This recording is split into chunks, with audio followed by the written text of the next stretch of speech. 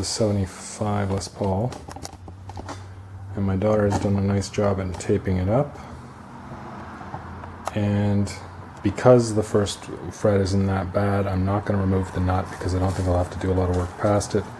And of course, at the other end, our filings are very magnetic, and our pickups will inhale those. So we're going to cover them up. This pickup is actually lower than the last fret. This one's too high, but I'll protect it, and I've got lots of room to work. So we'll do a bit of crowning, a bit of filing, a bit of polishing, and they should be good. So just before we cover up the pickups, I'll show you the tools I use. This is my favorite, and I've used for a long time. You can see the concave nature of it. Here's another one I have for a thinner gauge of fret. And of course you want to use flat file, or you can use sandpaper and so on. I'll remove that so I can use it. Just a very, very fine file. This is a little bit coarser file.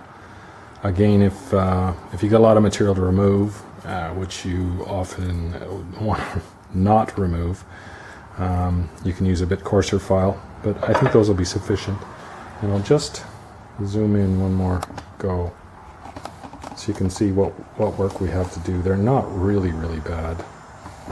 They're never quite as bad as they look. And the interesting part is, believe it or not, you push the metal a little bit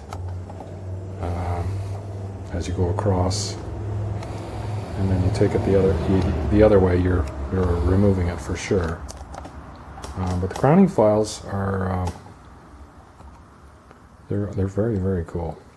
So we'll tape this up. Okay, as Maya has just said, we've got a Frida Kahlo bandage on the body. So any filings that go on there might land above the pickups, but I'm not going to let them in the system. Very important. Okay, so we will begin with just a light crown to see what we've got. So this is what I was talking about, the push. You just, gosh, it's amazing, you feel it.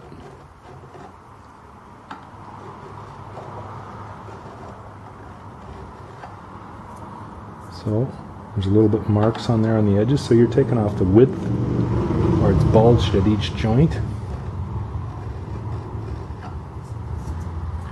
And lo and behold, they're vanishing as we do it. Well, not quite, but look at that, Mips, how they disappear. Mm-hmm. So that's enough for now. We'll go to the next one.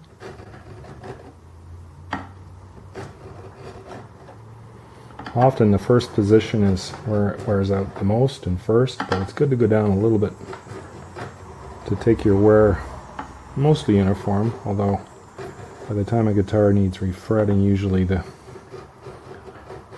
first, I don't know, 14 or 16 are in worse shape than the last few. Wouldn't that just flatten them down? Check out the profile of the file. Oh, cool. Yeah. Is that meant for? That's what it's designed for, yeah. Cool.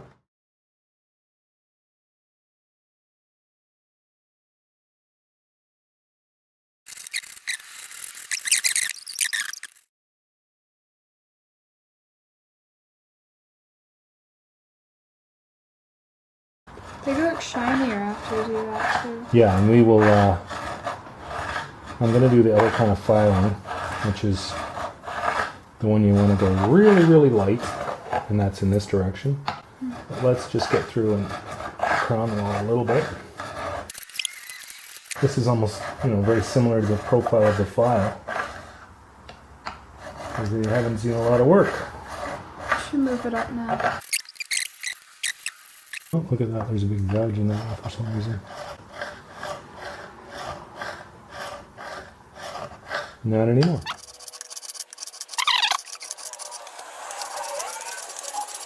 I'm going to do half of this video fast forward, because it does take a while. More than the 2-minute attention span of most. Okay, we still got some obvious markers here. And down to number 1 again. Okay, so here's where we bite off more material in the other direction, which you hate to do because you don't want to refret your guitar, but it also makes the crowns even. And, of course, Minnie, look down the neck. Does it look flat? Or a tiny arc? Tiny arc. Yeah, very tiny. It's actually pretty close to flat. Yeah. I'll be right back. And you can adjust the truss rod if you want to make it flat when you're doing the work. Cool. Go ahead.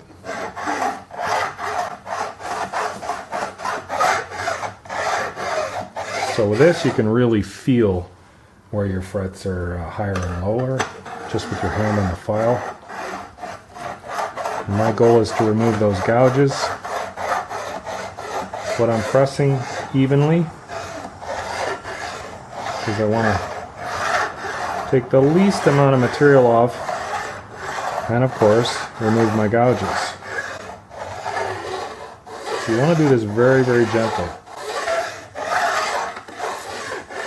You know, a professional guy will go a little quicker than I am, but this is almost a vintage guitar. It's, you know, 41 years old, I guess, something like that. And I don't know whether it's been refretted or not. I just played Fame on the radio. David Bowie. Cool. Okay, so I skipped a bunch of footage. Not much, about 5 minutes, but anyway, you can see we're really close to being finished there. So a divot there. And this little thin line that you want to see that is unfiled. If you get that in all of them.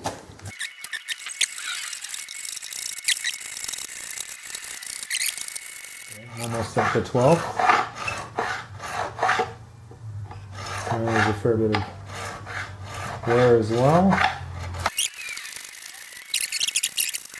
I don't know, 1975, I guess it's unlikely it's not refretted. But whoever did it, I think, did a nice job, because there's not much visible clues, at least, none that I looked at.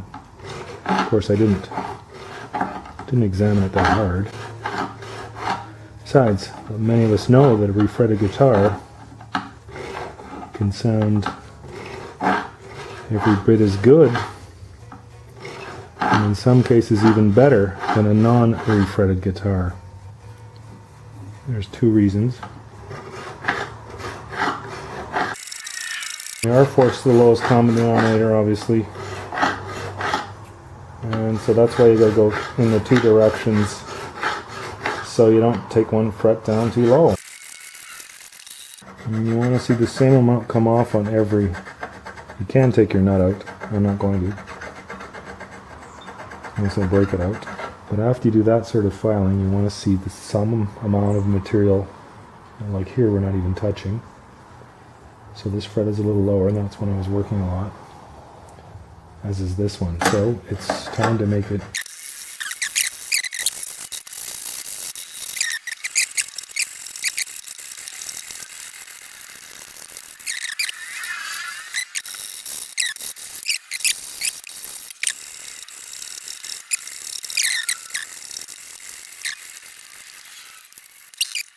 Okay, filings be gone.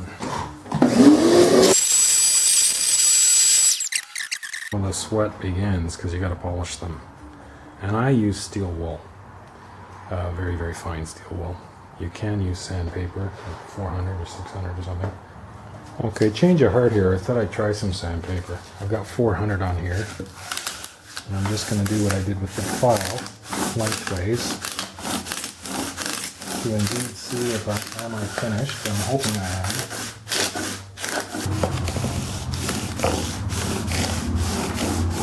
So that'll be the, let's say, the flattened part of the crown now that I've touched it in this direction. And now you carefully just do the fret and not the fingerboard.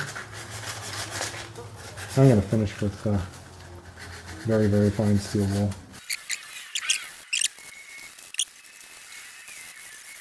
Maya Rose, can I get you to use some of your elbow grease here?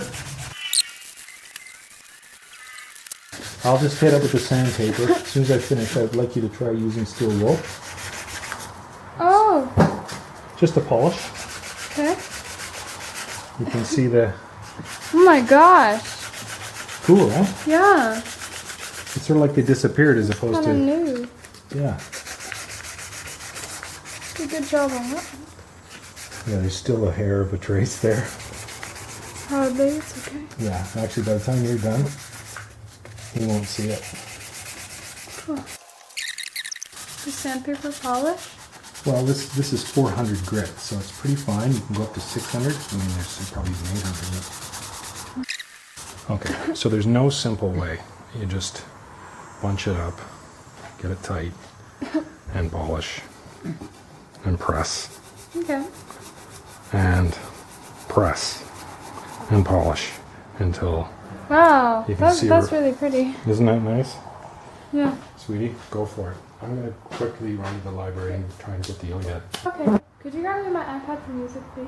Yeah. Thank you.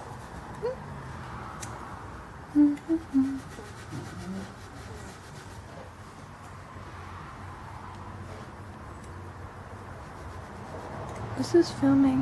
Nah, it's okay. And how you doing, number 2? I'm doing good. Have you done all of them once? Yep. This looking pretty good.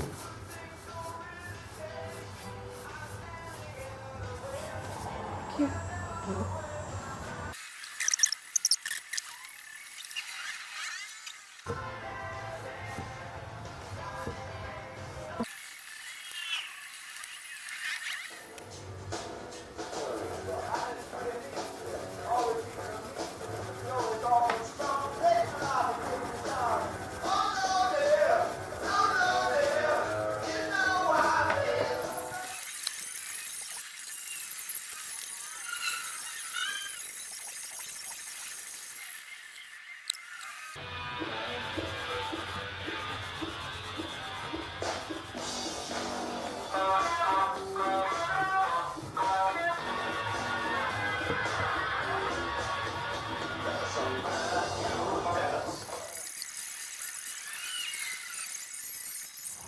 Okay, so the polishing is done. I'm going to zoom in.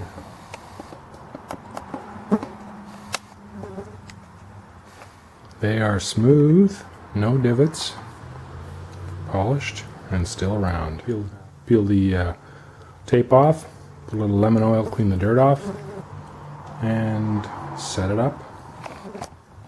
This guitar was fairly well intonated before I started this. And that's another video. And you can see the wear, which is not bad. And a little bit of scalloping at the first position there. And I thought that this may not have been refretted. However, the age of the guitar and the wear elsewhere, buckle rash and wear on the neck, would suggest that that's a lot of playing. And although there was no cut in the binding, when you have to clean the fret slot out when you refret it, there isn't any, there is some evidence of tear out right there.